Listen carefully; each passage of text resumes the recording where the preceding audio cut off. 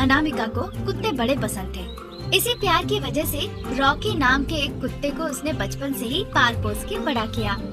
हर दिन उसे पौष्टिक भोजन खिलाती थी, उसके साथ खेलती थी और उसे घुमाने के लिए भी ले जाती थी। रॉकी के साथ बातें करके भी उसे बड़ा अच्छा लगता था।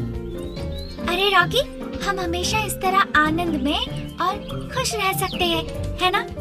क्या कहते हो तुम? अभी तो तुम ऐसा ही कहोगी अनामिका, बाद में जब तुम्हारी शादी होगी तुम चली जाओगी छोड़ के। तुम महिलाओं पे कोई भरोसा नहीं। वो बात नहीं है रॉकी, तुम तो मुझे अच्छे से जानते हो ना। मुझे पता है, महिलाओं की बातों का अलग ही मतलब होता है बहन। इस तरह से अनामिका और रॉकी बातचीत कर रहे थे। ठीक उसी वक्त अनामिका के पिताजी रमन वहाँ पे आते हैं। अनामिका और कुत्ते को बातचीत करते देख पहले उन्हें गुस्सा आता है, फिर वो हंसते हैं। सुरेखा, मेरे लिए जरा पानी ले आना। मैं तो यही हूँ पिताजी, आप मुझे कहते तो मैं ले आती ना। जब कुत्ते की वजह से तुम सारा रिश्ता ऐसे ही छोड़ दे रही हो, तो पता नहीं कुत्ते की वजह से तुम पानी लाके दोगी या नहीं, इसीलिए तुम्हारी माँ को लाने को कहा। जाओ, तुम कुत्ते से बात करो। इतने में ही सुरेखा पानी का बोतल लेकर रमन के पास आती है, पीने को देती है। रमन पानी पीते हैं, उसके बाद वो सोफे पे बैठते हैं। सुरेखा, 2 दिनों में एक रिश्ता बेटी को देखने आ रहा है। बेटी को कहना कुत्ते के साथ बाहर ना जाए, घर पे ही रहे। रमन की बातें सुन के अनामिका को थोड़ा गुस्सा आता है। रमन गौर करते हैं, फिर अनामिका के पास जाके कहने लगते हैं, एक और चीज सुरेखा, अब तक हमें लग रहा था कि इसे रिश्ता मंजूर नहीं था, पर कुत्ता इसके साथ दे ही जाएगा, इसीलिए शादी टूटी। असल बात मुझे अब समझ में आई। अब कैसी बातें कर रहे हैं? देखो, ऐसे देख रही है मानो मुझे खा जाएगी। जाके अपनी बेटी से पूछो, नहीं तो उस कुत्ते से जाके पूछो जो इसका पालतू कुत्ता है। ये सुनकर सुरेखा गुस्से से अनामिका और कुत्ते को देखने लगती है। दोनों अपना सर झुका लेते हैं। देखो सुरेखा, अपनी बेटी से कह दो, उसे पसंद हो चाहे ना हो, मैं उसकी शादी यहीं पे दूंगा और अपनी जिम्मेदारियाँ खत्म करूँगा। ऐसा कहकर वो वहाँ से चले जाते हैं। सुरेखा भी बिना कुछ कहे हुए किचन की तरफ चली जाती है। 2 दिनों के बाद शारदा, प्रसाद और रमेश तीनों एक कार से अनामिका के घर पे आते हैं। अनामिका सभी को चाय देती है। फिर रमेश और अनामिका एक दूसरे को देखते हैं। रमेश को अनामिका बहुत पसंद आती है, ये बात वो बता देता है। जब अनामिका से पूछा जाता है तो रमन बीच में घुस के कह देता है कि अनामिका को भी वो पसंद है। तब अनामिका कहने लगती है, मुझे लड़के से बात करनी है। ये कहने के बाद उन दोनों को बगान की तरफ भेज दिया जाता है। रमेश और अनामिका एक दूसरे से बातें करने लगते हैं। अभी तक रमेश को अनामिका की हर बात अच्छी लगती है, क्योंकि अभी तक अनामिका ने कुत्ते के बारे में कुछ नहीं कहा था। फिर अनामिका रमेश से कुत्ते के बारे में बात करना चाहती है। क्या आपको कुत्ते से किसी भी तरह की अरुचि या एलर्जी तो नहीं है ना? नहीं अनामिका। पर तुम मुझसे ऐसा क्यों पूछ रही हो? मुझे पालतू जानवर बहुत पसंद है। मेरे पास भी एक कुत्ता है, रॉकी नाम है, और मैं चाहती हूँ मैं उसे अपने साथ ले आऊँ। ठीक है अनामिका, तुम जिसे चाहो ला सकती हो, कोई दिक्कत नहीं है। उसने जब मान लिया तो अनामिका बहुत खुश हो गई।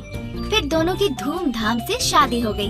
अनामिका ने एक हाथ से रमेश को पकड़ा और दूसरे हाथ से अपना पालतू कुत्ते को पकड़ के ससुराल में दाखिल हुई। इसी तरह दिन निकल रहे थे। एक दिन शारदा किचन में चिकन बना रही थी। सबके खाने के बाद काउंटर पे एक कटोरी में चिकन रख के शारदा चली गई। कुत्ते ने ये चीज गौर की। वो धीरे धीरे किचन में गया और काउंटर पे बैठ के चिकन खाने लगा। उसी बीच कटोरी का ढक्कन नीचे गिर गया।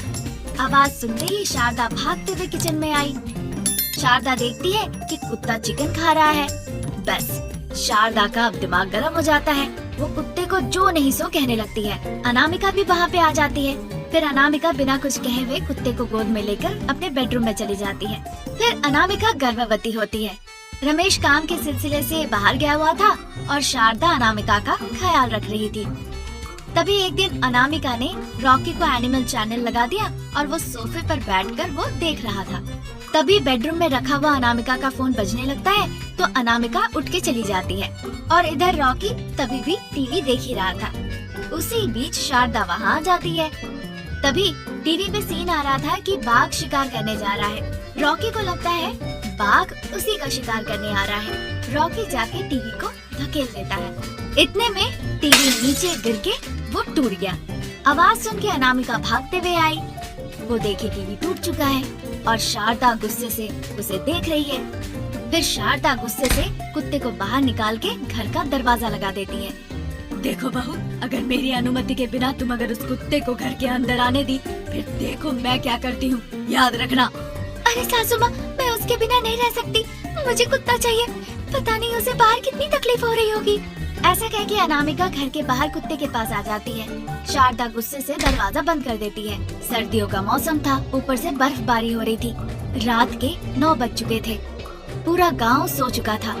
गर्भवती अनामिका और कुत्ता ठंड के मारे दोनों कांप रहे थे। दोनों को समझ नहीं आ रहा था कि क्या करें। दोनों ठंड में चल के आगे जाने लगते हैं।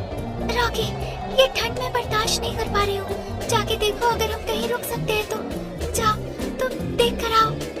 अनामिका के कहने पे कुत्ता भाग के जाता है जगह ढूंढने के लिए। वो ढूंढता है, पर बदकिस्मती से उसे ऐसी कोई जगह नहीं मिलती। पर उसे एक लंबा पत्ता मिलता है। उस पत्ते को उठाकर वो अनामिका के पास ले आता है और ऐसे उसे रखता है ताकि आसमान से गिरता हुआ बर्फ अनामिका के ऊपर आके ना गिरे। कब तक तुम इस पत्ते को पकड़े रहोगे? बस इतना ही तुम्हारे लिए मैं कर सकता हूँ दीदी, मुझे माफ कर देना। पूरी रात उसी तरह रॉकी उस पत्ते को ऐसे पकड़ा रहा ताकि बर्फ आके अनामिका पे सीधा ना गिरे। अगले दिन सुबह जब शारदा दरवाजा खोलती है तो गर्भवती अनामिका और कुत्ते को देखती है। अरे बहू रानी, आओ अंदर आओ। रात भर इस बर्फबारी में तुम दोनों कहाँ थे? 10 मिनट में ही आके मैंने दरवाजा खोला, पर देखा तुम और कुत्ता कहीं नहीं हो। मैं तो कुत्ते को ढूंढने गई थी सासू माँ। ढूंढ के आई तो रात के 9 बज रहे थे। दरवाजा खटखटाया पर आपने खोला नहीं। आओ आओ बहू, अंदर आओ। मुझे कुत्ते से कोई नफरत नहीं है, पर आजकल ये बहुत नटखट हो गया है। इसे अच्छे से रखने के लिए हद में रखना जरूरी है। फिर शारदा अनामिका और कुत्ते का बड़ा प्यार से देखभाल करने लगी।